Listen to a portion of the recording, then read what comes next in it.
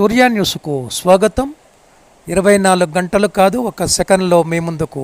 చూస్తూనే ఉండండి నిరంతర వార్తా ప్రసారాలు. డ్రగ్స్, సైబర్ నేరాలపై అవగాహన. Chintalapalem police station ఎస్పీకే Narasimha IPS గారి ఆదేశాల మేరకు చింతలపాలెం సి సందీప్ రెడ్డి గారు మండల కేంద్రంలోని సీతా మెమోరియల్ పాఠశాలలో షీటీన్స్, డ్రగ్స్, సైబర్ నేరాలు, రోడ్డు ప్రమాదాలపైన పోలీసు కళాబృందంతో విద్యార్థులకు అవగాహన కార్యక్రమం ఏర్పాటు చేయడం జరిగినది. ఎస్ఐ సందీప్ రెడ్డి మాట్లాడుతూ, జిల్లా ఎస్పీకే నరసింహ ఐపీఎస్ గారి ఆధ్వర్యంలో డ్రగ్స్, సైబర్ నేరాలపై పటిష్టంగా పనిచేస్తున్నామని తెలిపారు. ప్రతి స్కూల్ కాలేజీలలో చదువుకునే విద్యార్థులు ఇంటర్నెట్ ను సద్వినియోగం చేసుకోవాలి. సైబర్ మోసగాళ్ల వల్ల మోసాలకు గురి కావద్దు.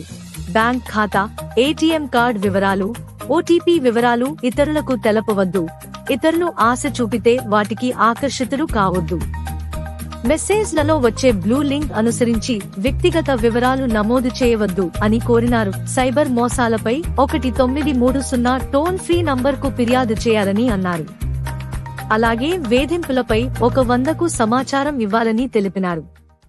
ఎవరైనా ఆకతాయిలు ఆడపిల్లలను, మహిళలను వేధింపులకు గురిచేస్తే సూర్యాపేట షీటీన్ ఫోన్ నంబర్ 8712686056కి సమాచారం ఇవ్వండి. మీ యొక్క వివరాలు గోప్యంగా ఉంచబడతాయి అని తెలిపారు.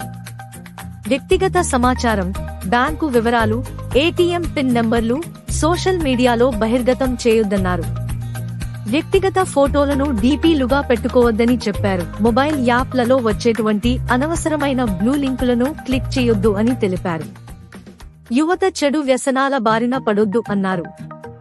ఎవరైనా పాఠశాల పరిసర ప్రాంతాలలో గంజాయి విక్రయించిన, సేకరించిన, రవాణా చేసిన, సరఫరా చేసిన పోలీస్ వారికి సమాచారం ఇవ్వాలని చెప్పారు. యువత లోన్ యాప్లకు దూరంగా ఉండాలన్నారు. పుట్టిన తేదీలను, ఫోన్ నంబర్లను పాస్వర్డ్ గా పెట్టుకోవద్దు అని సూచించారు. సామాజిక మాధ్యమాలకు రక్షణగా బలమైన పాస్వర్డ్లు పెట్టుకోవాలని అన్నారు. అనంతరం పోలీసు కళాబృందం వారు చక్కటి సాంస్కృతిక పాటలతో విద్యార్థులకు అవగాహన కల్పించారు. ఈ కార్యక్రమంలో పాఠశాల ప్రిన్సిపల్ థోమస్, అధ్యాపక బృందం, కానిస్టేబుల్ కవిరాజు, రవి, చంద్రయ్య, ప్రేమ్ చంద్, కళాబృందం ఇన్ఛార్జి ఎల్లయ్య, సభ్యులు గోపయ్య, చారి, నాగార్జున, కృష్ణ పాల్గొన్నారు.